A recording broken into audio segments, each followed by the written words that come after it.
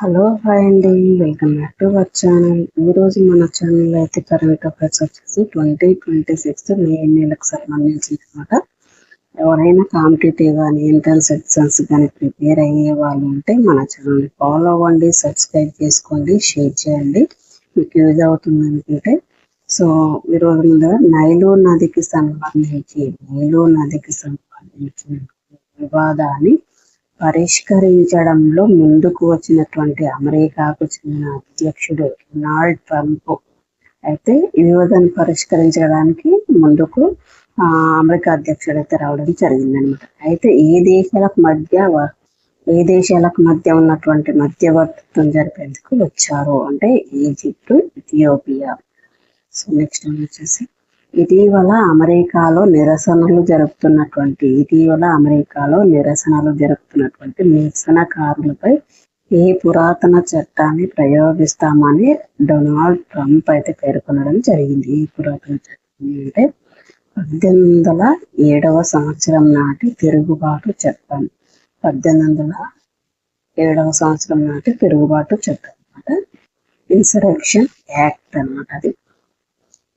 అయితే యుఎస్ఏలోని Minneapolis state లో అన్నమాట ఈ నిరసనలు జరిగేది. ఎక్కడ అంటే ఈ యుఎస్ఏలోని మిన్నియాపోలిస్ స్టేట్ లో జరగడం జరుగుతుంది. నెక్స్ట్ వచ్చేసి నావికాదళ ఉపగ్రహ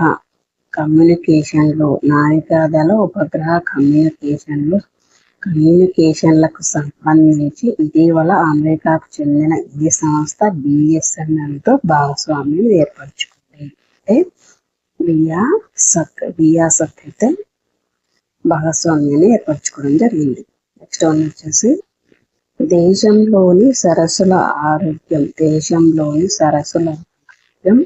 వాయు ప్రమాణాలను పర్యవేక్షించేందుకు ఇటీవల ఏ రాష్ట్ర ప్రభుత్వం సరస్సులు వాయు పరిశీలన లేక్ అండ్ ఎయిర్ వాచ్ పేరుతో కార్యక్రమాన్ని ప్రారంభించింది అంటే ఏ రాష్ట్రం అంటే గుజరాత్ రాష్ట్రం అని అంటారు.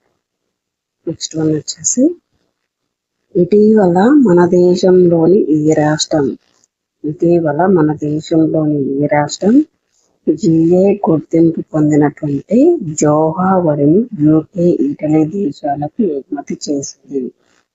ఈ బియ్యం ఏ రాష్ట్రంలో పండుతుంది అంటే అస్సాం రాష్ట్రంలో పండుతుంది అనమాట. జిఐ అంటే జియోగ్రాఫికల్ ఇండికేషన్ అన్నమాట.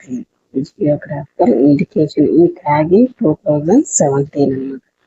సో అంతేకాకుండా ఇటీవల ఒడిశాలోని మయూర్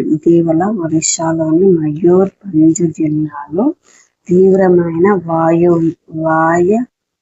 వాయవ్య గాలులు నార్త్ వెస్టర్న్స్ వల్ల భారీ నష్టం అయితే జరిగిందనమాట. వాయవ్య గాలులు అంటే ఏంటి? ఇటీవల ఒడిశాలోని మయూర్ భంజ్ జిల్లాలో తీవ్రమైనటువంటి వాయవ్య గాలులు నార్త్ వెస్టర్న్స్ రావడం వల్ల తీవ్ర నష్టం అయితే జరిగింది. అంటే వాయవ్య గాలులు అంటే ఏంటి అంటే ప్రధానంగా భారత ఉపఖండంలో తూర్పు ఈశాన్య ప్రాంతాలపై ప్రభావం చూపి తీవ్రంగా వీచే ఉరుములతో కూడినటువంటి అన్నమాట. అంటే ఇది ఋతుపవనాలు రావడానికి ఒక నెల ముందులో ఇవి వస్తాయి అన్నమాట. సో నెక్స్ట్ వచ్చేసి హార్ముజ్ జలసంధి ఉద్రిక్తతలు ఏర్పడడంతో చమురు సహజవాయు రవాణాకు సంబంధించి ఫోర్స్ మజ్యూర్ ను పలు ఇంధన ఉత్పత్తి సంస్థలు ప్రకటించాయి. అయితే ఫోర్స్ మజ్యూర్ అంటే ఏంటి?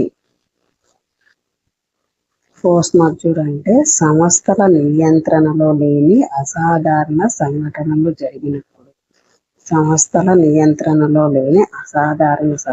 జరిగినప్పుడు కాంట్రాక్టును సస్పెండ్ చేసినా కూడా షరతులు